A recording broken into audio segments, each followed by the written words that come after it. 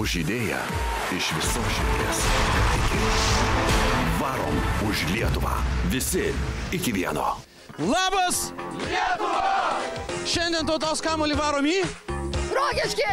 Į Obelius. Pasitikit, rokiškiečiai, obeliečiai, mes varom.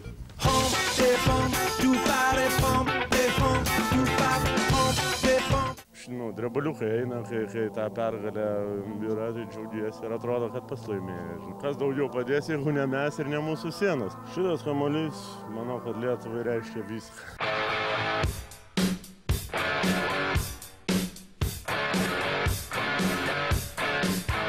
Ir Rokiškis, kaip priklauso lietuviams, sutinka tradiciškai prie staliuko.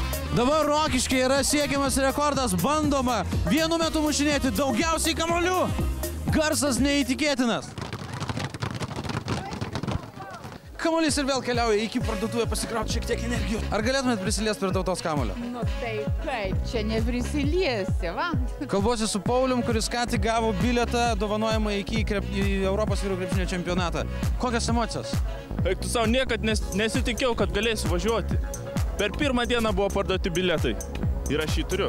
Net nežinau, kaip padėkoti. Įspūdžiai labai geri, net lietus nuotaikos negadina, kadangi tikrai ekrane, kai žiūri, atrodo, kad tai yra taip lengva. Iš tikrųjų, tai nėra taip lengva. Ir aš pilnai suprantu, net ne tie, kurie varo po etapą kaip mes, bet aš suprantu jūs, kur varot jau 1800 km ir daugiau ir dar jūs pabaigos nematot.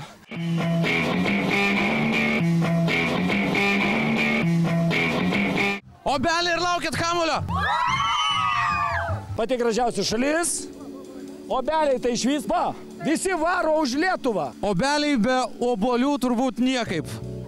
Taip, kad nieko keisto, kad ir kamuolys čia iš obuolių padarytas. Aš manau, kad visi vyrai atiduos visą širdį tikrai už Lietuvą. Aš jam palinkėčiau sėkmės. Būtent šiandien, rugpjūčio 12 dieną, kuomet tautos kamuolys pasiekė Obelius, čia yra atidengiamas paminklas krepšiniui. Taigi obeliams krepšinis yra daugiau nei žaidimas.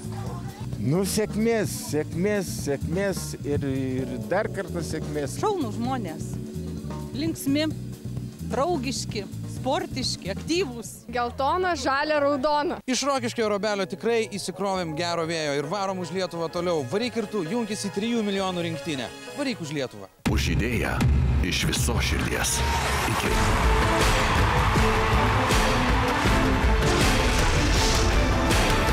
Varom už Lietuvą. Visi iki vieno. Žygį garsina TV3 ir Viasat. Žygio partneriai – naujienų portalas Delfi, 20-metis Radio centras. Taigi aš myliu. Ką mylit? Ir krepšinį!